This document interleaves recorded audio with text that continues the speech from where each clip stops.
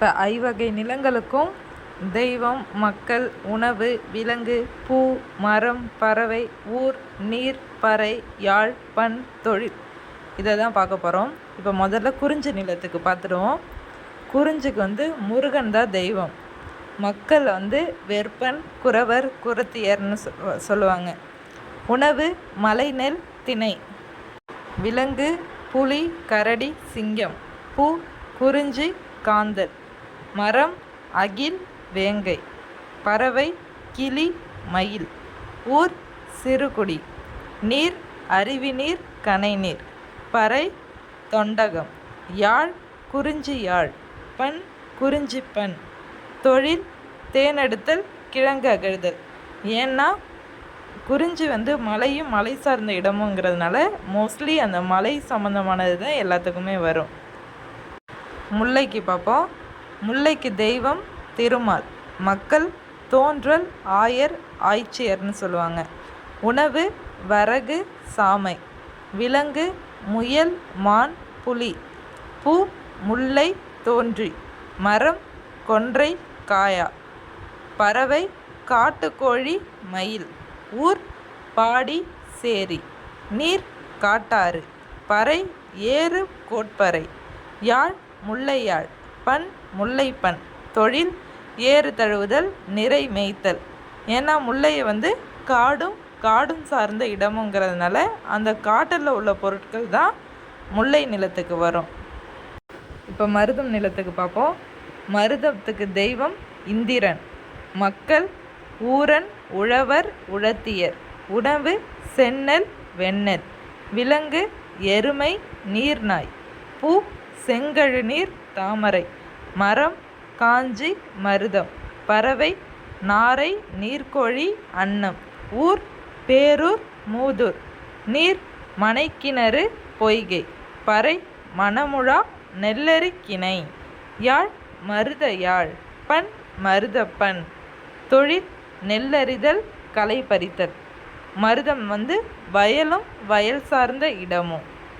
நெய்தல் நிலத்துக்கு பார்ப்போம். நெய்தலுக்கு தெய்வம் வருணன். மக்கள் சேர்ப்பன், பரதன், பரத்தியர். உணவு மீன், உப்புக்கு பெற்ற பொருள். விலங்கு முதலை, சுறா. பூ தாழை, நெய்தல். மரம் புன்னை, ஞாழல். பறவை கடற் காகம். ஊர் பட்டினம், பாக்கம். நீர் மணற்கிணறு, உவர்கழி. பறை மீன் கோட்பறை. யாழ் விலரி யாழ். பண் செவ்வழி பண். தொழில் மீன் பிடித்தல், உப்பு விளைவித்தல். நெய்தலை கடலும் கடல் சார்ந்த இடமும் சொல்கிறாங்க. இதில் உணவு பார்த்திங்கன்னா உப்புக்கு பெற்ற பொருள்னு இருக்கும். அப்படி ஒரு உணவே இல்லையேன்னு நீங்கள் கேட்கலாம். அந்த காலத்துலலாம் பண்டமாற்று முறை அப்படிங்கிற ஒன்று ஃபேமஸாக இருந்தது. பண்டமாற்று முறை என்னென்னா, அந்த காலத்துலலாம் நம்மள்கிட்ட ஒரு மிகுதியாக உள்ள பொருளை கொடுத்துட்டு தனக்கு தேவையான ஒரு பொருளை வாங்கிப்பாங்க. அப்படின்னு பார்க்கக்குள்ள கடலில் உப்பு நிறைய விளைவிக்கிறதுனால உப்பு தேவைப்பட்டவங்களுக்கு உப்பை கொடுத்துட்டு அவங்களுக்கு தேவையான அரிசி அந்த மாதிரி பொருட்களெல்லாம் வாங்கிக்கிறது தான் பண்டமாற்று முறை. சரி, இப்போ பாலை நிலத்துக்கு பார்ப்போம். பாலை நிலத்தோட தெய்வம் கொற்றவை. மக்கள் எயினர், எயிற்றியர். உணவு சூறையாடலால் வரும் பொருள். விலங்கு வலியிழந்த யானை. பூ குரவம், பாதிரி. மரம் இலுப்பை, பாலை. பறவை புறா, பருந்து. ஊர் குறும்பு. நீர் வற்றிய சுனை, கிணறு. பறை துடி.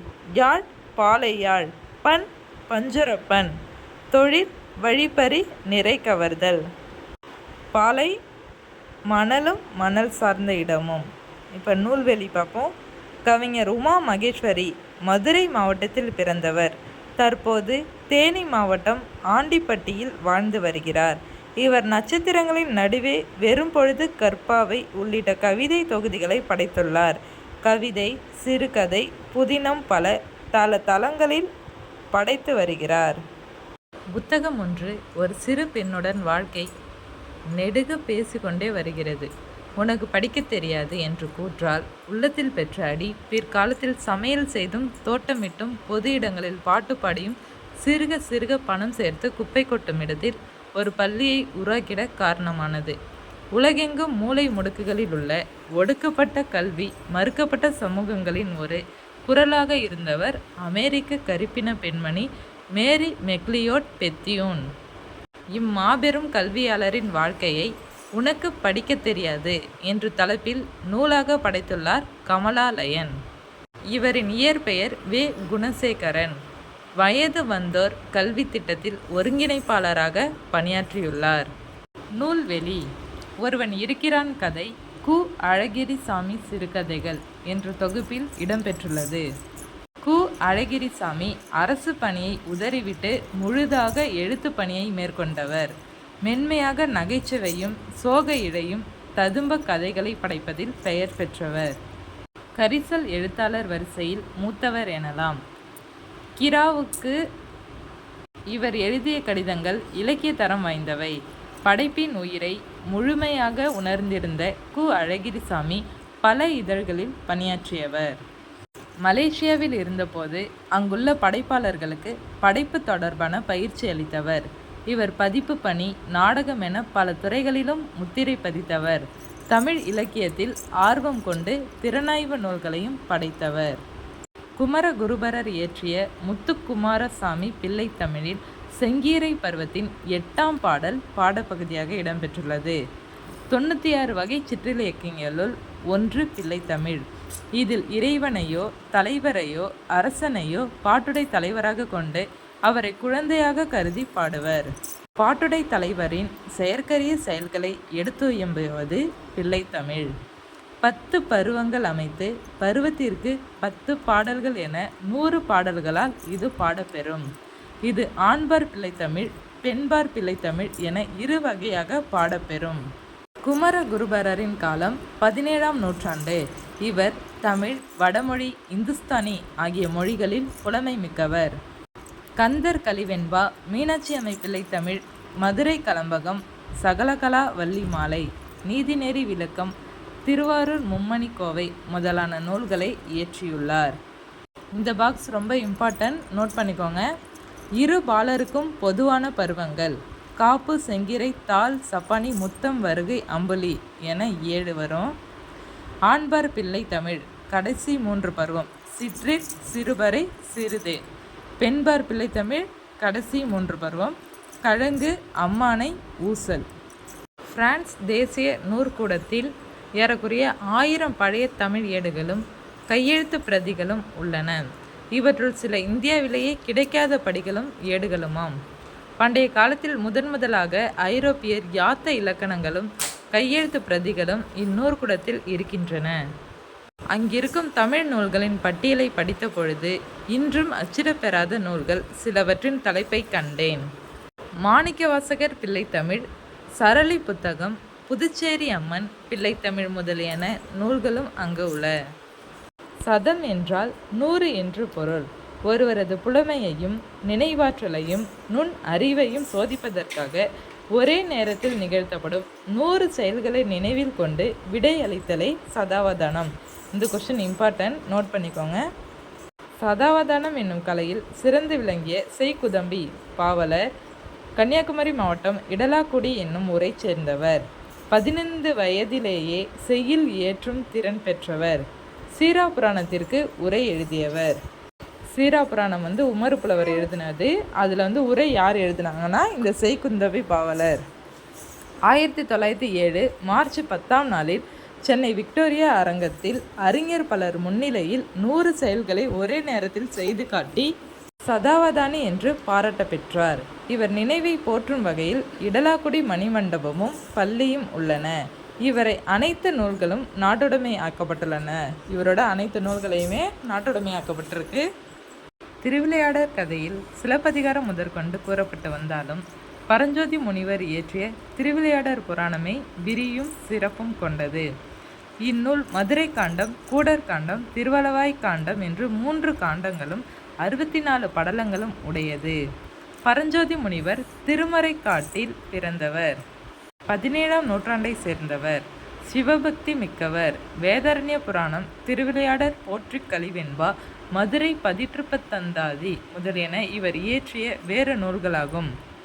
பரஞ்சோதி முனிவர் 63 நாயன்மார்களில் ஒருவராக கருதப்படுறாரு. இவர் அந்த நாயன்மார்களில் சிறு தொண்டர் அப்படின்னு இடம் பெற்றிருப்பார்.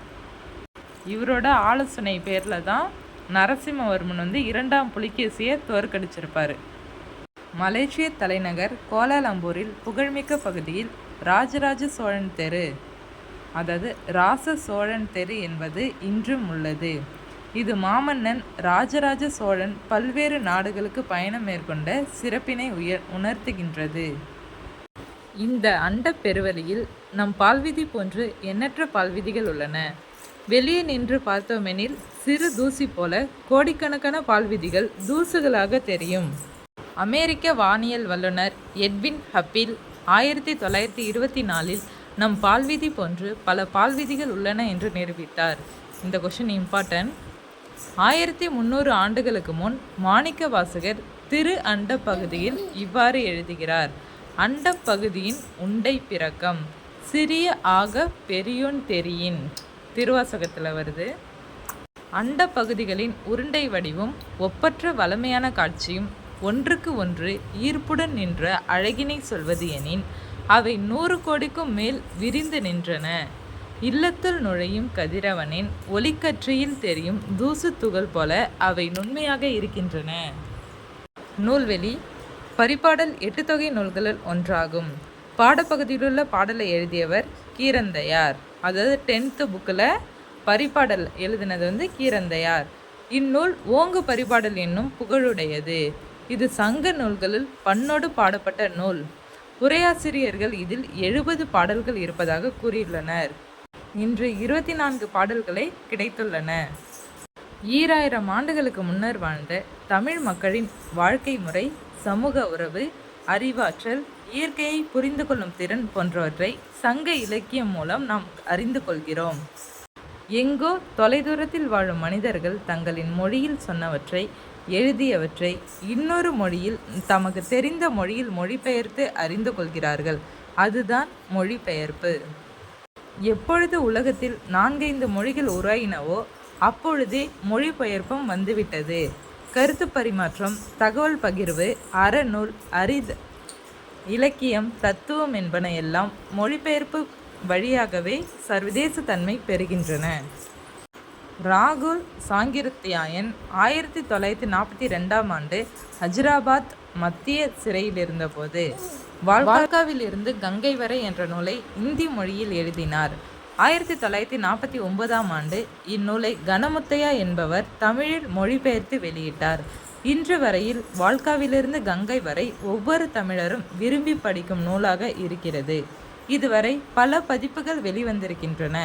1949 கணமுத்தையா மொழிபெயர்ப்பு, 2016 டாக்டர் என் ஸ்ரீதர் மொழிபெயர்ப்பு, 2016 முத்து மீனாட்சி மொழிபெயர்ப்பு, 2018 யூமா வாசுகி மொழிபெயர்ப்பு. கம்பர் ராமனது வரலாற்றை தமிழில் வழங்கி ராமாவதாரம் என பெயரிட்டார். இது கம்பராமாயணம் என வழங்கப்பெறுகிறது. இது 6 காண்டங்களை உடையது. கம்பராமாயண பாடல்கள் சந்த நயமிக்கவை. அவற்றுள் அழகு உணர்ச்சிமிக்க சில கவிதைகள் பாடப்பகுதியாக அமைந்துள்ளன. கல்வியில் பெரியவர் கம்பர். கம்பன் விட்டு கட்டுத்தறியும் கவி பாடும் போன்ற முதுமொழிகளுக்கு உரியவர் கம்பர். சோழ நாட்டு திருவழுந்தூரை சேர்ந்தவர். திருவெண்ணை நல்லூர் சடையப்ப வல்லாளால் ஆதரிக்க பெற்றவர். விருத்தம் என்னும் ஒன்பாவிற்கு உயர் கம்பன் என்று புகழ பெற்றவர். சரஸ்வதி அந்தாதி, சடகோபர் அந்தாதி, திருக்கை வழக்கம், ஏர்70, சிலை 70 முதலிய நூல்களை இயற்றியவர். திணையும் பொழுதும், இது இம்பார்ட்டன்ட், நோட் பண்ணிக்கோங்க. அதாவது 5 நிலத்துக்கு உள்ள பெரும்பொழுது சிறும்பொழுதை பார்க்க போகிறோம். குறிஞ்சி பெரும்பொழுது குளிர்காலம் முன்பனிக்காலம், சிறுபொழுது யாமம். முல்லை கார்காலம், சிறுபொழுது மாலை. மருதம் பெரும்பொழுது 6 பெரும்பொழுதுகள், சிறுபொழுது வைகரை. நெய்தல் 6 பெரும்பொழுதுகள், சிறுபொழுது ஏற்பாடு. பாலை இளவேனில் முதுவேனில் பின்பனி, சிறுபொழுது நண்பகல். மார்ஷல் ஏ நேசமணி இளம் வயதிலேயே சமூக விடுதலைக்காக போராடியவர். வழக்கறிஞர், நாகர்கோவில் நகர்மன்ற தலைவராகவும், சட்டமன்ற உறுப்பினராகவும், நாடாளுமன்ற உறுப்பினராகவும் பணியாற்றினார். குமரி மாவட்ட போராட்டத்தை முன்னெடுத்து சென்றவர். இதனால் மார்ஷல் நேசமணி என்று அழைக்கப்பட்டார். 1956 நவம்பர் 1ஆம் நாள் கன்னியாகுமரி மாவட்டம் தமிழ்நாட்டுடன் இணைந்து தமிழகத்தின் தென் எல்லையாக மாறியது. இவருடைய நினைவை போற்றும் வகையில் தமிழக அரசு இவருக்கு நாகர்கோவிலில் சிலையோடு மணிமண்டபமும் அமைத்துள்ளது. ஆஸ்திரிய நாட்டின் தலைநகரமான வியன்னாவில் அமைந்துள்ள அருங்காட்சியகத்தில் பேப்பிரஸ் தாளில் எழுதப்பட்ட அரிய கையெழுத்து சுவடி ஒன்று கண்டுபிடிக்கப்பட்டது. இச்சுவடி சேர நாட்டு துறைமுகமான முசிறியில் வாழ்ந்த தமிழ் வணிகருக்கும் எகிப்து நாட்டின் அலெக்சாண்ட்ரியா துறைமுகத்தில் வாழ்ந்த கிரேக்க வணிகருக்கும் இடையிலான வணிக ஒப்பந்தம். இது கிபி 2ஆம் நூற்றாண்டின் இடைப்பகுதியில் ஏற்படுத்தி கொள்ளப்பட்டது. நூல்வெளி மாபோ சிவஞானத்தின் எனது போராட்டம் என்னும் தன் வரலாற்று நூலில் இருந்து இக்கட்டுரை தொகுத்து வழங்கப்பட்டுள்ளது. சிலம்பு செல்வர் என்று போற்றப்படும் மாபோ சிவஞானம் விடுதலை போராட்ட வீரர். 1952 முதல் 1954 வரை சட்டமன்ற மேலவை உறுப்பினராகவும், 1972 முதல் 1978 வரை சட்டமன்ற மேலவை தலைவராகவும் பதவி வகித்துள்ளார். தமிழரசு கழகத்தை தொடங்கியவர். வள்ளலார் கண்ட ஒருமைப்பாடு என்னும் இவருடைய நூலுக்காக 1966ஆம் ஆண்டு சாகித்ய அகாதமி விருது பெற்றார். தமிழக அரசு திருத்தணியிலும் சென்னை தியாகராய நகரிலும் இவருக்கு சிலை அமைந்துள்ளது. நூல்வெளி ஏர் புதிதா என்னும் கவிதை கு.ப.ரா படைப்புகள் என்னும் நூலில் இடம்பெற்றுள்ளது.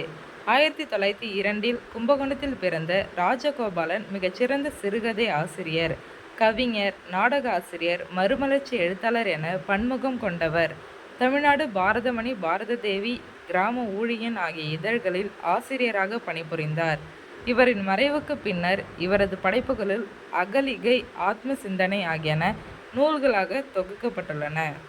கோப்பரகேசரி, திருபுவன சக்கரவர்த்தி என்ற பட்டங்கள் கொண்ட 2ஆம் ராஜராஜ சோழனது மெய்கீர்த்தியின் ஒரு பகுதி பாடமாக உள்ளது. இம்மெய்கீர்த்தி பகுதியில் இலக்கிய நயம் நாட்டின் வளத்தையும் ஆட்சி சிறப்பையும் ஒரு சேர உணர்த்துவதாக உள்ளது. இவருடைய மெய்கீர்த்திகள் 2. அதில் ஒன்று 91 அடிகளை கொண்டது. அதில் 16 to 33 வரையான அடிகள் பாடப்பகுதியாக தரப்பட்டுள்ளன. இப்பாடப்பகுதிக்கான மூலம் தமிழ் இணைய கல்விக் கழகத்திலிருந்து பெறப்பட்டது. முதலாம் ராசராசன் காலந்தொட்டு மெய்கீர்த்திகள் கல்லில் வடிக்கப்பட்டுள்ளன.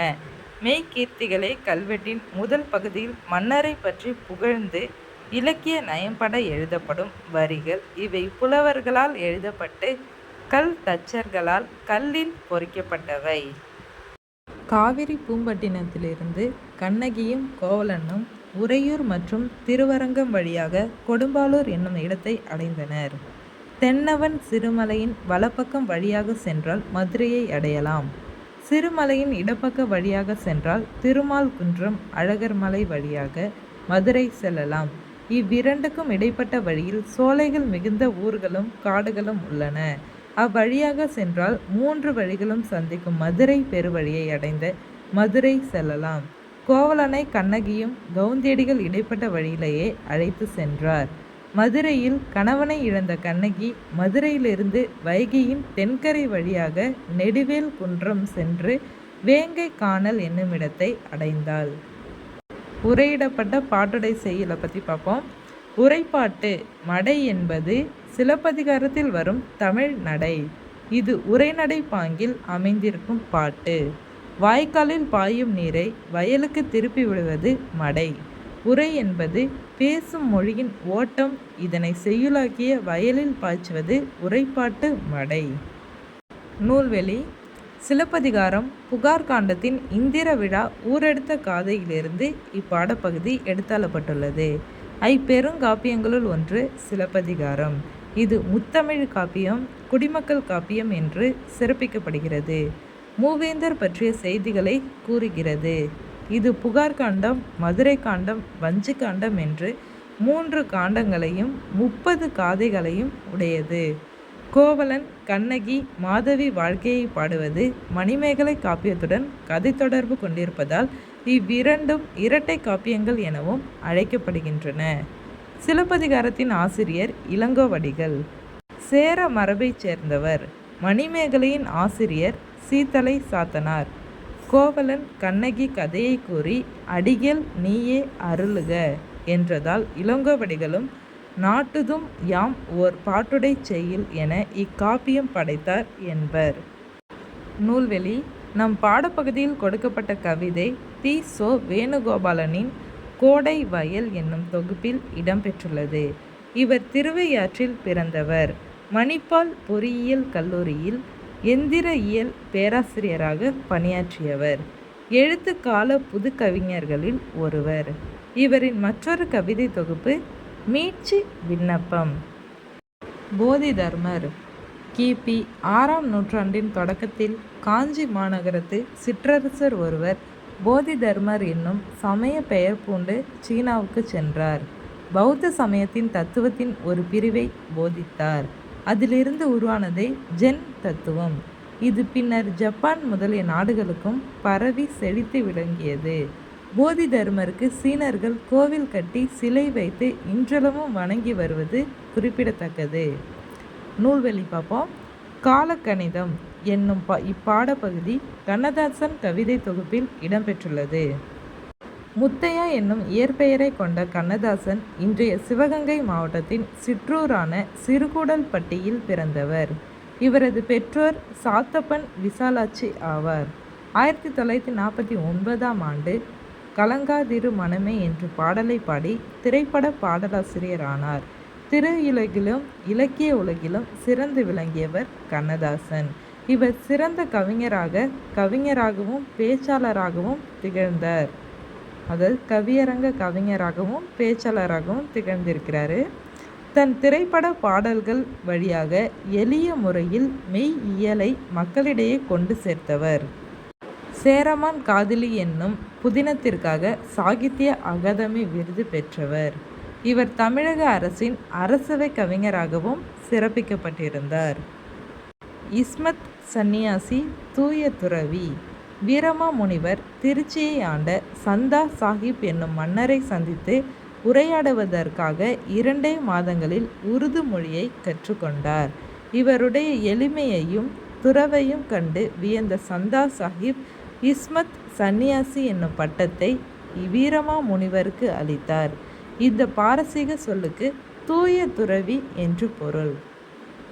நூல்வெளி தேம்பா + அணி என பிரித்து வாடாத மாலை என்றும் தேன் + பா + அணி என பிரித்து தேன் போன்ற இனிய பாடல்களின் தொகுப்பு என்றும் இந்நூலுக்கு பொருள் கொள்ளப்படுகின்றது. கிறிஸ்துவின் வளர்ப்பு தந்தையான சூசையப்பர் என்னும் யோசேப்பியனை வலனை பாட்டுடை தலைவனாக கொண்டு பாடப்பட்ட நூல் இது. இப்பெருங்காப்பியம் 3 காண்டங்களையும் 36 படலங்களையும் உள்ளடக்கி 3615 பாடல்களை கொண்டுள்ளது. 17ஆம் நூற்றாண்டில் படைக்கப்பட்டது தேம்பாவணி. இக்காப்பியத்தை இயற்றியவர் வீரமா முனிவர். இவரது இயற்பெயர் கான்ஸ்டான்ஸ் ஜோசப் வெஸ்கி. தமிழின் முதல் அகராதியான சதுரகராதி, தொன்னூல் விளக்கம், சிற்றிலக்கியங்கள், உரைநடை நூல்கள், பரமார்த்த குருகதைகள், மொழிபெயர்ப்பு நூல்கள் ஆகியவற்றை இவர் படைத்துள்ளார்.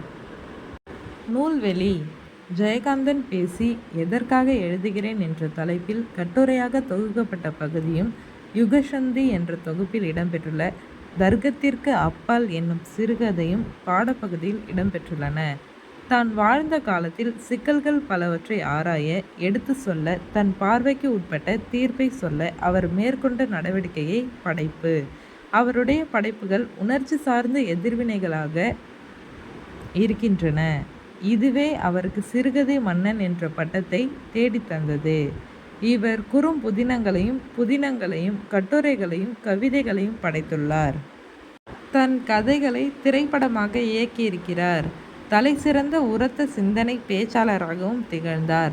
சாகித்ய அகாதமி விருதையும் ஞானபீட விருதையும் பெற்ற இவருடைய கதைகள் பிற மொழிகளில் மொழிபெயர்க்கப்பட்டுள்ளன. நூல்வெளி முகமது ரபி என்னும் இயற்பெயரை கொண்ட நாகூர் ரூமி தஞ்சை மாவட்டத்தில் பிறந்தவர். இவர் 80களில் கணையாழி இதழில் எழுதத் தொடங்கியவர். கவிதை, குறுநாவல், சிறுகதை, மொழிபெயர்ப்பு என பல தளங்களில் இவர் தொடர்ந்து இயங்கி வருபவர். மீச்சி சுபமங்களா, புதிய பார்வை, குங்குமம், கொல்லிப்பாவை, இலக்கிய வெளிவட்டம், குமுதம் ஆகிய இதழ்களில் இவரது படைப்புகள் வெளியாகியுள்ளன. இதுவரை நதியின் கால்கள், 7வது சுவை, சொல்லாத சொல் ஆகிய 3 கவிதை தொகுதிகளில் வெளியாகியுள்ளன. மொழிபெயர்ப்பு கவிதைகள், சிறுகதை தொகுதியில் ஆகியவற்றுடன் கப்பலுக்கு போன மச்சான் என்னும் நாவலையும் படைத்துள்ளார். நான் சிலப்பதிகார காப்பியத்தை மக்களிடம் கொண்டு செல்ல விரும்பியதற்கு காரணம் உண்டு. திருக்குறளையோ கம்பராமாயணத்தையோ விரும்பாதவன் அல்லன். ஆயினும் இந்திய தேசிய ஒருமைப்பாட்டு கேடில்லாத வகையில் தமிழினத்தை ஒன்றுபடுத்த எடுத்துக்கொண்ட முயற்சிக்கு பயன்படக்கூடிய ஒரு இலக்கியம் தமிழில் உண்டென்றால் அது சிலப்பதிகாரத்தை தவிர வேறில்லை என்று உறுதியாக கூறுவேன். இளங்கோ தந்த சிலம்பு தமிழினத்தின் பொது சொத்து. எனவேதான் தமிழகத்தின் பட்டி தொட்டி எங்கும் சிலப்பதிகார மாநாடுகள் நடத்தினோம் என்று சிலப்பதிகாரத்தை பற்றி சிலம்பு செல்வர் மாப்போ சிவஞானம் சொல்லியிருக்காரு. 10th புக்கு தமிழ் நூல் விலை முடிஞ்சிடுச்சு. இந்த வீடியோ உங்களுக்கு பிடிச்சிருந்ததுன்னா லைக் பண்ணுங்கள், ஷேர் பண்ணுங்கள், கமெண்ட் பண்ணுங்கள், மறக்காமல் சப்ஸ்கிரைப் பண்ணிக்கோங்க. இந்த மாதிரி அடுத்த வீடியோவில் சந்திப்போம். தேங்க்யூ.